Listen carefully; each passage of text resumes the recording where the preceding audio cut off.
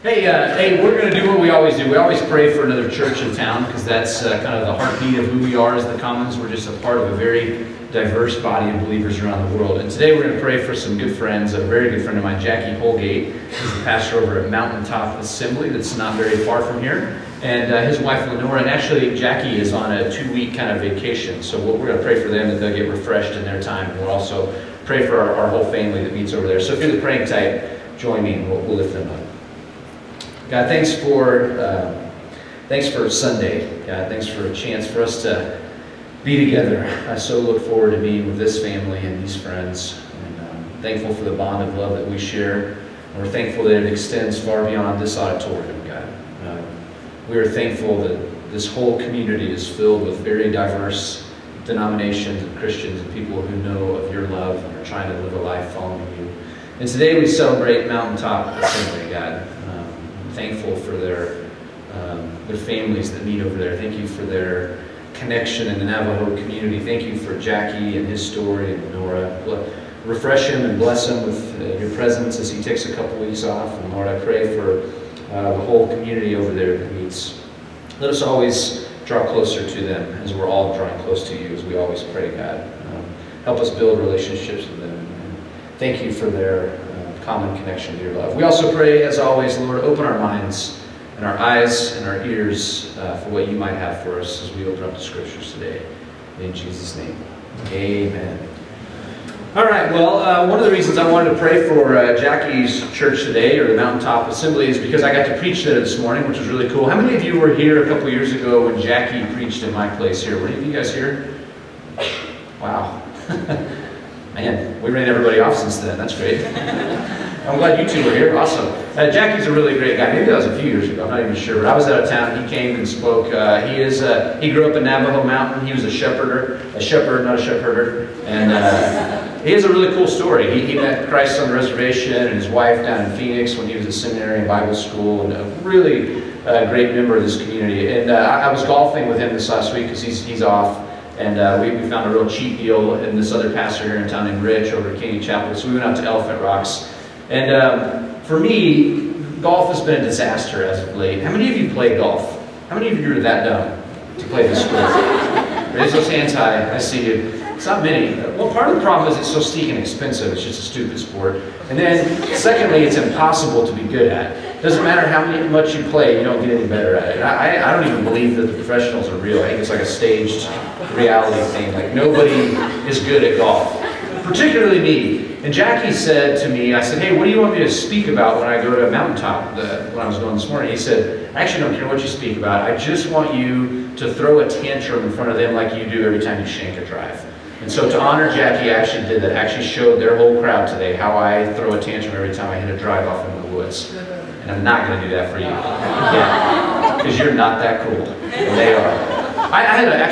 You're very cool. I had a really good time over there this morning. It is a primarily Navajo community, so that was really fun. To be honest with you, I wish I had more and more Navajo friends. Jackie's probably my best Navajo friend, and I love picking his brain and learning about his culture, what it was like growing up on a reservation. I mean, I don't know if he shared this story with you guys when he came here, but he has an unbelievable story. I mean, he experienced growing up in the 70s on the reservation some of the horror stories you wouldn't imagine. Or he was put in an institutionalized school. They made him shave off his hair, which meant so much to him. They literally made him watch cowboy and Indian movies to make him think that Indians were bad guys. So much so that Jackie wanted to kill himself as a little boy. And he didn't have much of a religious background, but he hated God for making him an Indian because of the brainwashing that the United States government made him go through. That would bless your day, make you be proud to be an American, right? That was in the 70s. That wasn't that long ago that was going on. But Jackie's story is incredible because he came out of that. He actually met Jesus and found out that God loved him, and he's a great voice of reconciliation and change. We're very blessed to have him in our community. So that's what I did this morning. I had a very busy weekend with that because, this is also the beginning of the NFL season, which I'm sure you guys have been waiting, chomping at the bit, right? For me to talk about the NFL.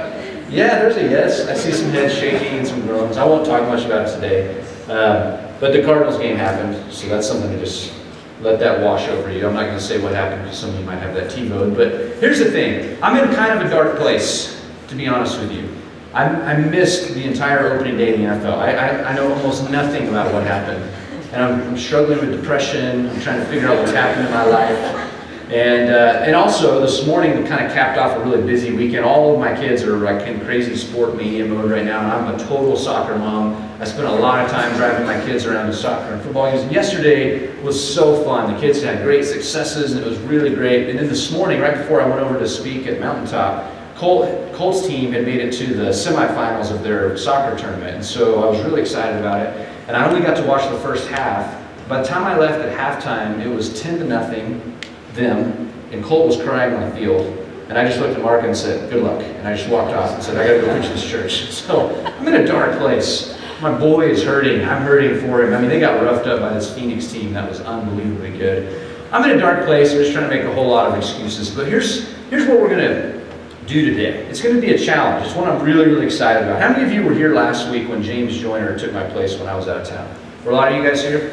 I've heard from my friends that he did a really great job, which wouldn't surprise me. He's a brilliant guy, a great speaker. He looked at Genesis 1 really to begin opening up a little short series about the beginning of Genesis. And kind of the reason behind that, what we're thinking about, our goal, is because a lot of times when we have open question times, which we often do in here, I kind of go off on a tangent about Genesis, about what Genesis is not. And I'm going to have to do a little bit of that today, but I'm going to try to focus the majority of the time on what Genesis is. And James last week, he covered one verse, which was really cool. Today I'm going to cover the rest of chapter 1. So buckle up, it's going to be rough. We're going to go fast. It's going to be a lot like drinking from a fire hydrant. But I'm going to try to keep it simple to the ideas that I think is such a gift that we are given in this first creation account of Genesis chapter 1. Now here's where I want to start, before we dive into the text, because I do want to dive in pretty quickly. But talking to Jackie when we were golfing the other day, he was talking about his culture as a Native American and some of the experiences that he has with different tribes, and especially the Navajo tribe. And he was describing to me what the Navajo people of the United States of America believe about where they emerged into the world. Basically, their creation story. And some of you are probably a lot more well-versed in Native culture than I am. Some of you hopefully are Native here and know a lot more about this. But there's different versions for different tribes. But the Navajos believe that they emerged out of Chaco Canyon. It's very complex, and it has to do with a locust and a fox. And this is the third or fourth world that they emerged out of and into this new thing. And my point is, it's really fascinating to see how there's a common thread with Native Americans or a Jewish tribe around the world or some of the tribes in the Far East of people that we can trace their heritage, the need for people to say, where did we come from? Now, why do I bring that up? It's pretty cool, just beyond even the Navajo and Jackie's story, the Hopis believe that out of Akiva people emerged. There's all these different kind of ideologies about where the world came from. And ultimately, it has a lot to do with the thing that James talked about last week with the cosmological argument, or in simple terms, why is there something rather than nothing? This is something that humans have wrestled with for a long time. Why am I saying all this? Because the genre of Genesis is possibly the most important piece to understanding Genesis. What do I mean by genre? The category of literature that it fits into. By the way, you're very familiar with this concept. You've heard of a book probably in the Bible called Psalms, right? What does Psalms mean? What is a psalm? Somebody shout it out. It's a song, right? It's a song. In fact, we have this ancient Hebrew book of songs and poetry, and it's filled with beautiful ideas and parallelism and incredible worldviews. The way some of the Psalms talk about the world being flat and four winds of the four corners of the earth. And these songwriters, these ancient songwriters, were not interested at all in the same way that we are with modern minds in a completely different worldview in what sort of universe we live in. And so they wrote poetically in their songs, and they expressed their feelings about how they felt about God and how they felt about the pain in the world. And it's why it's such a gift to have these songs and this poetry. And we as Christians believe that they contain truth in them, do we not? That this is some sort of way in which God has revealed himself to us. But interestingly, we have no problem with the fact that God didn't seem to correct David's worldview that the world doesn't have four corners, that it's round, because that's not the essence of truth that's in the Psalms. Where am I going with all this? That's not what Genesis is either. In fact, Genesis is very complex and very beautiful because it's a large book with multiple genres in it. And today we're going to just look at Genesis 1. which is the very first creation account. And as you're going to find out in the next couple weeks, there's another creation account that follows it. You probably already know that if you've read through Genesis. And we're only going to look at the first one today because it is very explicitly a Jewish poem. The first time I learned this was at the University of Texas. I was in grad school studying religious studies, and I had to learn ancient Hebrew. And I had this really wonderful Jewish woman. She was secular. She was kind of agnostic Jewish, but very Jewish culturally, who taught us the language of Hebrew. And it was the first time I began to see, when I could get away from the English, the beautiful poetry that Genesis 1 is. It's a form of poetry that is very common in the Jewish culture. It's called parallelism. And so what it is, and you see it all through the Psalms, you see it all through the Proverbs, what happens is an author will say something, and then they'll say it again in a different way. And you'll see that Genesis 1 echoes this pattern the whole way through. In the beginning, God created the heavens and the earth. The author has said it. And now we're going to go to Genesis 1:2 in just a second and see that he states it again in a different way, which is textbook Jewish parallelism. And then you're going to see some common refrains. And there was evening and there's morning the first day. Look for that as we read through this in just a second. It's almost like in our common songs that we have where there's a chorus that you repeat. And in between you have verses. This is the phrase that keeps getting repeated to mark that we're going to have a new stanza, a new verse, as this great Hebrew poet is revealing truth to us. But here's the question: what sort of truth is it? Now, some of you probably already have some tension in your heart because if you're American and if you're Christian, it has been wired into just our few generations that there is an epic battle between science and faith. That you have to choose between evolution or creation, as if this dichotomy exists. It's one or the other. And I want to tell you very plainly, very clearly, that is a false dichotomy. It is not true. It's not what Genesis is about. Genesis is about real, deeper, more significant truths about who created us, why he created us, what went wrong in the beginning of an epic meta-narrative, a whole story that's going to span 66 books and possibly 1,500 to 2,000 years and dozens of authors that God's all going to tie together specifically in his incarnation.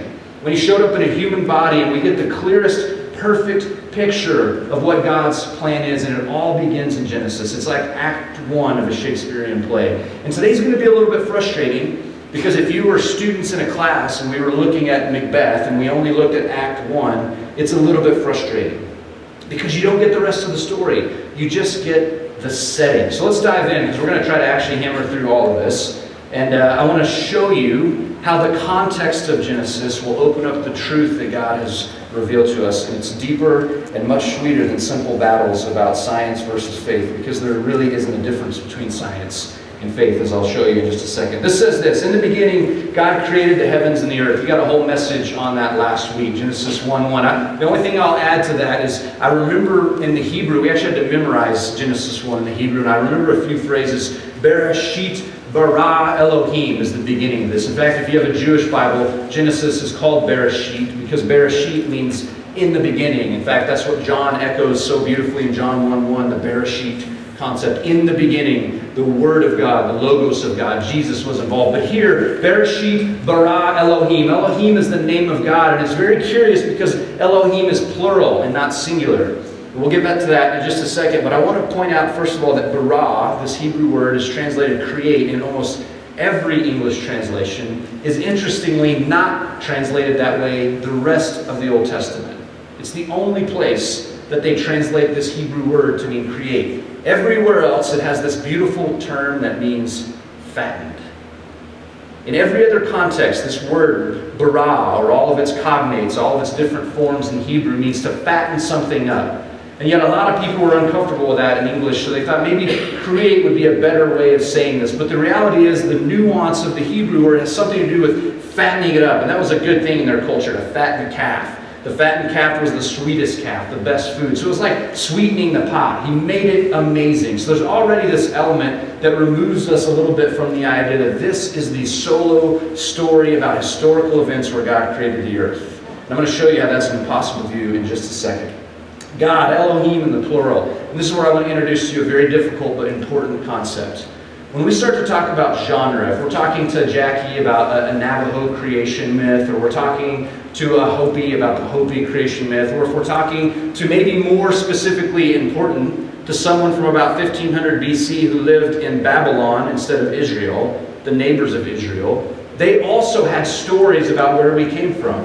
In fact, there's one called Enuma Elish, which we have almost in its entirety from the Babylonians. And it's really, really important, not because it has the same sort of truth or inspired revelation that God has given us in Genesis, but it gives us a nice thing to look at as a mirror to compare Genesis against, to say, this is that type of literature. We can compare Genesis to the Enuma Elish, the Babylonian creation accounts. And in that, you find a very violent story. There's actually shocking similarities between the Enuma Elish and the first 11 chapters of Genesis. You've probably heard of the Epic of Gilgamesh. That's one of the things that has a flood account. There's some similar stories through the two things in this kind of ancient Near Eastern world. But here's what I want you to hear that's very different about Genesis and what it is. See, the Enuma Elish told that there were many gods, and they coexisted for a long time, and they fought and they battled, and there was one giant god who was victorious over all the other ones. His name was Magnet.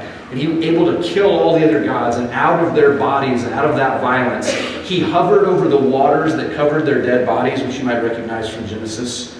And out of that violence, he created a temple, and he stuck it right in the middle of creation. He put an image to himself, the violent war king. Here's why that's important. The authors of Genesis lived in the same world where Enuma Elish, the Babylonians, and the Assyrians put out their stories. And the authors of Genesis said, no. That is not the true version of the essence of the truth. There's not many gods creating out of violence. There is one God who created out of peace.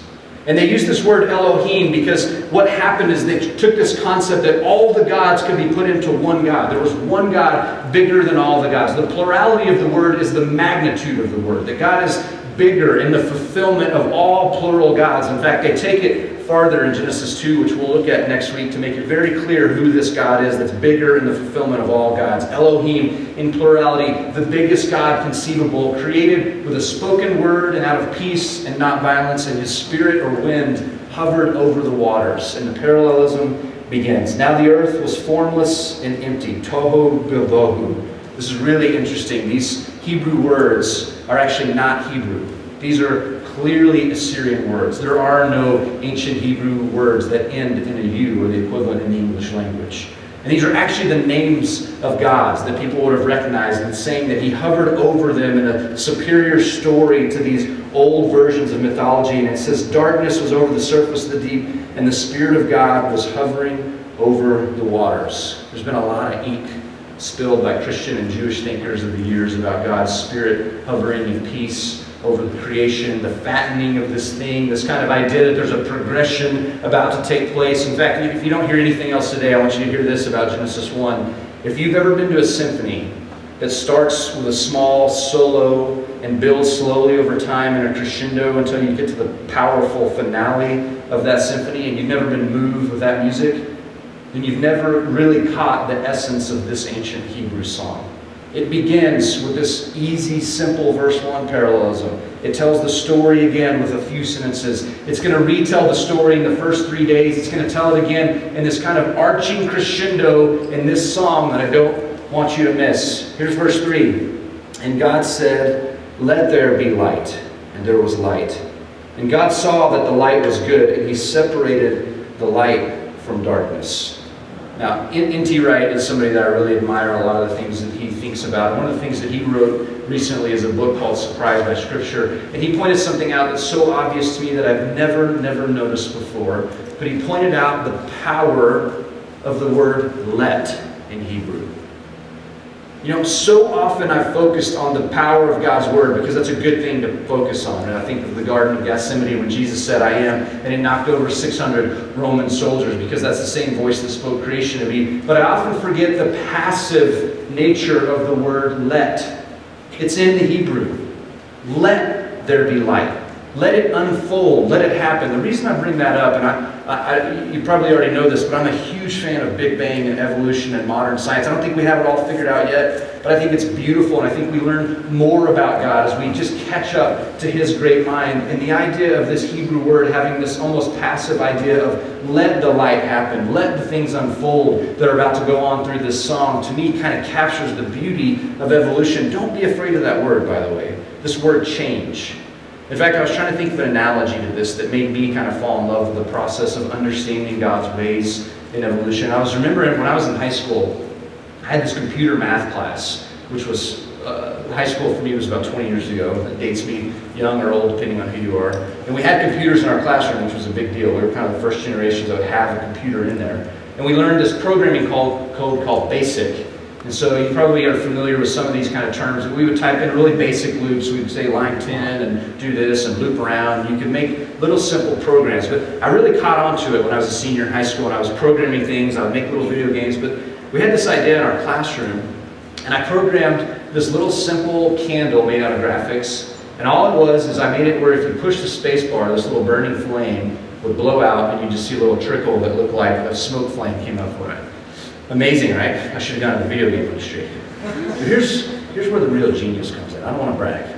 But in our computer lab, we figured out that we could actually switch the cords around to the computers. And so what we did is we switched the keyboards. And I would have one friend over here running a fake game so it looked like he was playing a game, but he actually had the keyboard controlling the candle. And we made it this big joke to try to trick people that we had developed the first touch-sensitive screen in the world. So this guy's over here controlling it, watching what's going on, and we would bring people in and be like, hey, look what we figured out. We figured out actually how to program this computer that it can tell when you blow on the screen. So people would go in, they'd blow on the screen, he hit the space bar and they'd blow. And they're like, what? Mind-bending technology. So it wasn't enough for us. We ended up getting the principal and the secretary of the school in there, and we had them like barking like dogs. We're like, if you bark like a dog, it'll blow out. I just loved it. This 55-year-old lady goes, and it blows out. We're like, it's amazing. How did they figure this out? We had a really good time with it. But here's the point I want you to think about. It's actually kind of interesting the way we create. Think about human knowledge development. We create static things. It's what we do. We build houses. We build cars. But we're part of a generation that if you watch any sci-fi movie, we're brushing up against this new idea, aren't we, of artificial intelligence. See, we were faking it back then, but now it's a reality. We do have touch screens, and we do have programs that are intuitive and are starting. We have robots that are being built in Asia right now that actually read human emotion and react, and we're brushing up against this idea of artificial intelligence. And my point is, the highest progression we're moving towards is to create things that can change themselves. See, God was way ahead of all of this.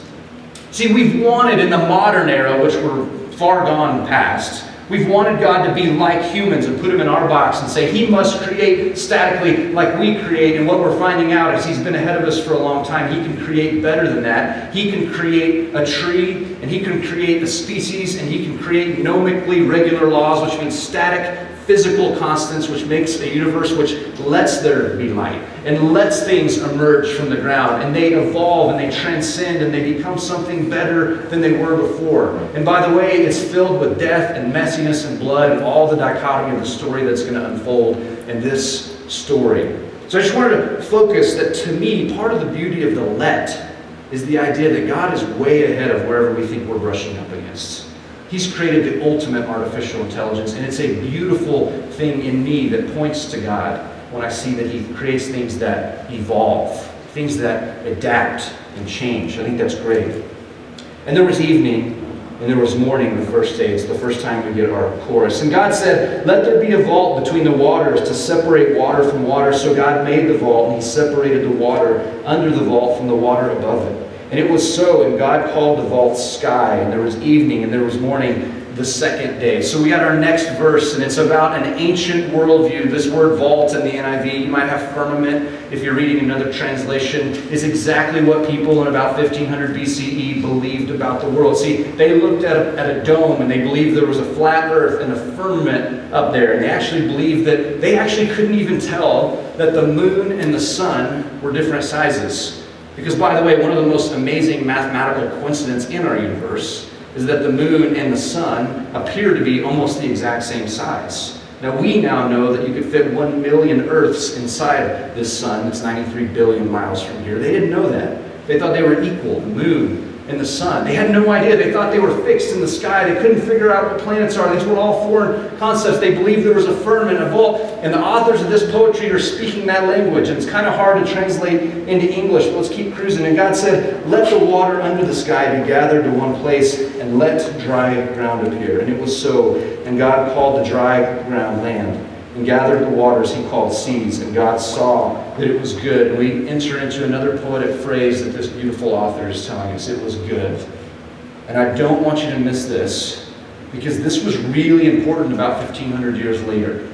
Because when the New Testament authors started talking about Jesus being that same creator, and when they started to see the fulfillment of this whole story, there arose a group of people called the Gnostics. And much of the New Testament is an argument against Gnostic thinking. These people who believed that there was a special knowledge out there and all of creation is bad. And they had this whole story about the creator who created it was bad, everything created was bad, and Christians clung to the revealed truth of Genesis and said, no, no, no, physical things are good. The land is good. The waters are good. The light is good. The darkness is good. They remembered this song that they were sung as a child. They remembered that God created things very good. Now I want to kind of keep cruising here. The first 3 days, there's a verb of separating.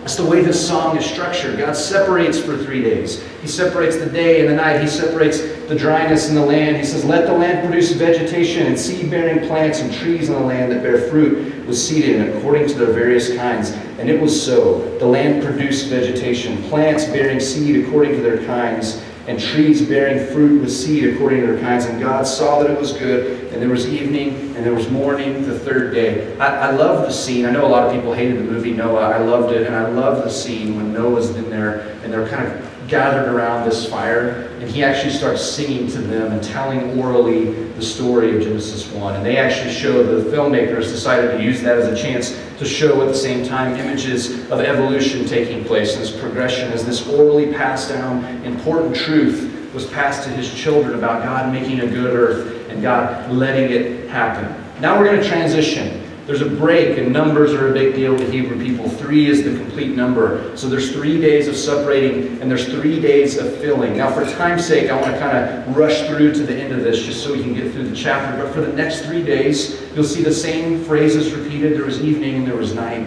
You'll see the phrase that it was good. You'll see that God started filling this earth with things. Life started to emerge in different forms, and it emerged according to its kind. And the song goes on, and poetry, and it builds up to the very, very good stuff that happens in verse 26. It says, then God said, let us make mankind in our image, in our likeness, so they may rule over the fish of the sea and the birds in the sky, over the livestock and all the wild animals, and over all the creatures that move along the ground. So God created mankind in his own image. In the image of God, he created them. Male and female, he created them. And by the way, even in the English, can you hear the parallelism? They say the same thing and they say it again. He created mankind. He created them male and female. They're repeating this poem because it's a good brain thing for us to remember that God did this thing. He put his image in us. This is what I don't want you to miss in Genesis 1. This, I believe, is where we can anchor what the answer to the question of what sort of truth was God trying to create and give us. If he wasn't talking about science textbooks and he wasn't talking about the physiological world, what kind of truth is it? The truth is, if you were living in Israel 1,500 years before Christ, and you were very familiar with the Enuma Elish and the stories of the day and the Assyrian mythologies, and you knew that every god in all of these stories, once they conquered and won, they placed their image in a temple, you would lose your breath when you heard the Jewish story that he puts his image in us. We are God's temple. This was a polemic, an argument against. This stood against what the whole world was saying about the emergence of why there's something instead of nothing. It's not an all-powerful, violent, conquering God. It's a God that wants to stick a representation of himself in human beings. And you got to catch it with the movement of the song. Because as it's progressed and he's separated and now he's filling and it's good and we're singing and we're feeling it, it rises to the crescendo, which is human beings. We are the finale. We are the climax. We are the end of the crescendo. We're the highest, most transcendent thing in all of the creation. This thing that has the image of God in it. The Imago Dei in the Latin. And this is something, by the way, that theologians have fought and struggled for years to figure out what is the Imago Dei. Is it a soul? Is it those kind of things? I don't even want to go down that tangent right now. But all we know that's revealed clearly is God stamped his image in us. Now, does this connect, any that were with us this summer, to one of the themes we talked about Jesus? I mentioned it back then, kind of knowing we were going to go there. But this is the very first time that we start to see temple as an idea. And more specifically, that we are that temple. Remember, Jesus showed up and he told the rulers of the time, destroy this temple and I'll rebuild it in 3 days. And because they were hyper-literalists, they said, what, are you going to rebuild this temple that took us 46 years to build and all this? And he said, no, he's talking about his body. And then Paul and the early followers of Christ took it a step farther and said, you are the temple. Your body is the temple for the Holy Spirit, because they remembered this ancient song and the truth that God has revealed, that you are good, in fact, very good, and that you have God's image in you. And that's just the setting for the story that's about to unfold. Here's what it says after that. God blessed them. And he said to them, be fruitful and increase in number, fill the earth and subdue it, rule over the fish of the sea and the birds in the sky and over every living creature that moves on the ground. And God said, I give you every seed-bearing plant on the face of the whole earth and every tree that has fruit with seed in it. They will be yours for food. And to all the beasts of the earth and all the birds in the sky and all the creatures that move along the ground, everything that has the breath of life in it, I give every green plant for food. And it was so. And then verse 31, God saw all that he had made, and it was very good. And there was evening and there was morning, the sixth day. They sing the chorus again. Right after God has now added this very important adjective, very good. As the song progressed, this is good, it's good, it's good. And all of a sudden the image of God shows up and he goes, now it's very good. Let's sing the chorus again. There was evening and there was morning. And everybody realizes the power of the song. The song is about God and humanity. By the way, this is just the first creation account. Next week, we're going to see a very different creation account. And if some of you here are still going, I'm really uncomfortable with this whole metaphorical, allegorical interpretation of Jesus, I want to remind you of a couple things. Jewish thinkers like Philo in the first century said it would be absolutely crazy to take Genesis literally, because it's clearly allegorical, deeper truth than that. It's better truth than that. Augustine, 4th century, said the same thing as a Christian thinker. Christians have always understood and wrestled with the fact that this must be better. And here's how you can know it to be true. What was created first? Humans or animals? Answer. Anybody want to shout it out? Animals, right? In the poem that we just learned. Come back next week and you're going to hear the opposite thing. In Genesis 2, you're going to find that humans were created first and they were alone. And so then God created animals to try to fill a void, according to the author in this story. And I love that there's an immediate, heavy contradiction between Genesis 1 and Genesis 2, because the author or authors of Genesis did not want to even allow the idea that we can take these as literal accounts. They're so much better than that. They're about what God is doing and letting unfold. They're about the fact that he's placed his image in us, and what we're about to see is the appearance of free will. We're about to see what a free moral agent looks like. It's going to take us to an incredible place in Genesis 2 and 3. But here's our question, right? So what? What do we do with this ancient song? What does it mean to us? Especially if it's only Act 1. And obviously, some of you have been around the church, you know where the story's going. But I don't want to go ahead. I want to stay on Act 1 for just a second, because it's universal. It's a statement about human beings. And it's first of all and foremost this: you are very good. Now, this is not the same thing. I want to be very careful. I want to walk across a very thin line here. This is not the same thing as blanket humanism and saying that all humans are good and yeah, we make some mistakes, but we don't really have a condition called sin. You see, these are really important theological nuances to wrestle with. I'm not talking about any of that. Table it. Throw it to the side. It's all important, but it's not what we're talking about. What I'm talking about is God made human bodies good. And let me tell you what I know to be true in this room. And you know it too.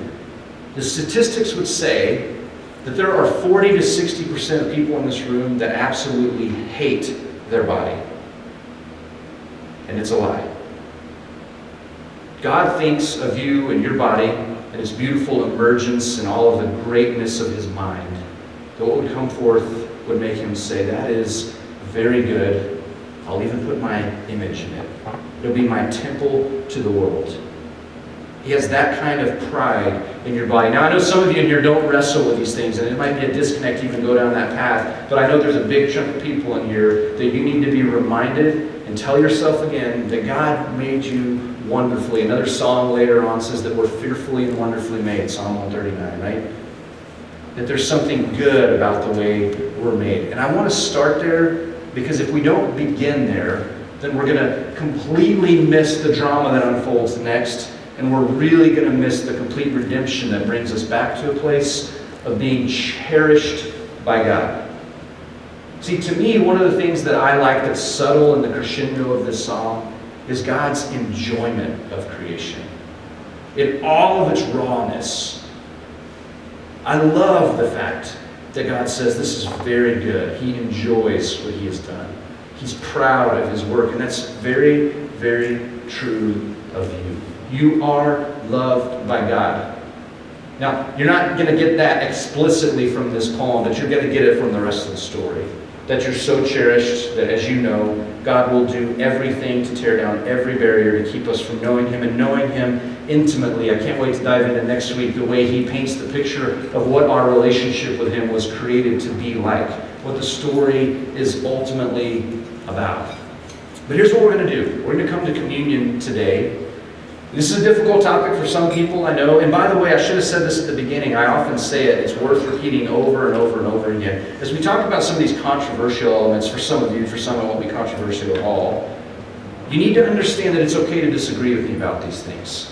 I don't have all the sources of truth. I would go to my death over certain things about God's love for me and Jesus' resurrection and His deity, the things that the Christian creeds are all about. But when it comes to things difficult like creation and evolution and how that works, and gap theory and all the mystery that mixes in there, it doesn't matter if you agree with me about that. What we agree about is that God made us and He made us good.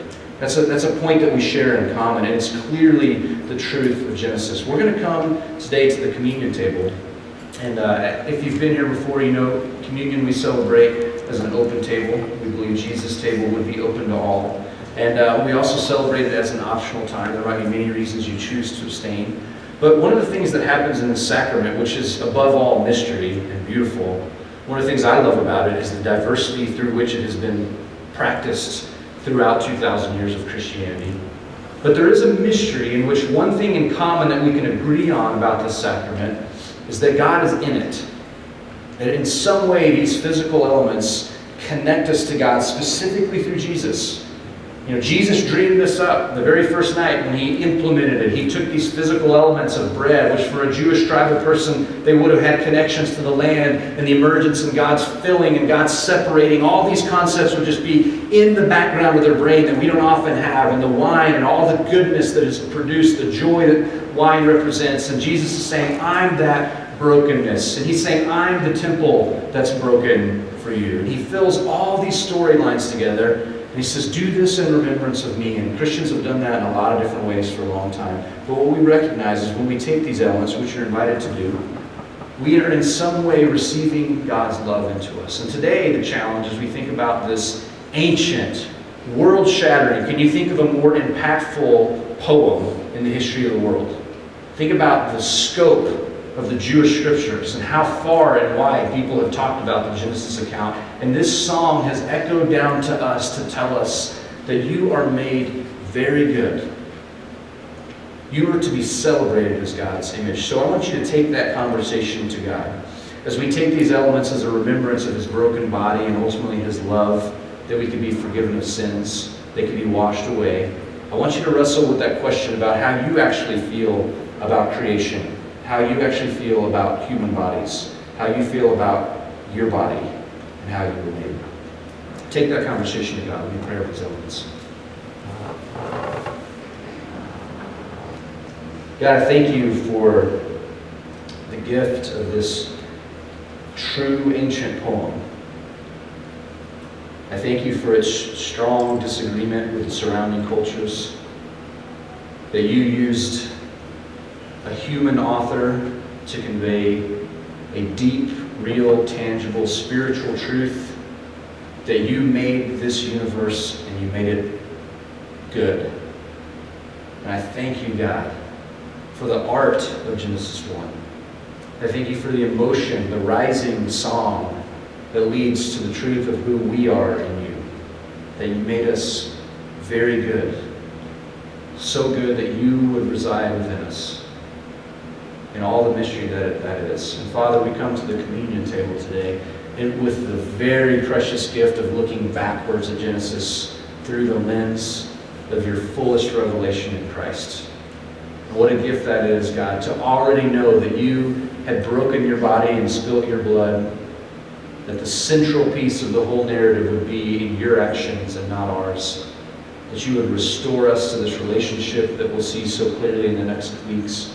And God, through that lens, we look back to Genesis 1 and we celebrate your goodness, your creativity, your openness, your forward-thinkingness that we're only trying to catch up to. And God, we, as always, in our hearts, we pray to you and we ask, will you please forgive us of all of our mistakes?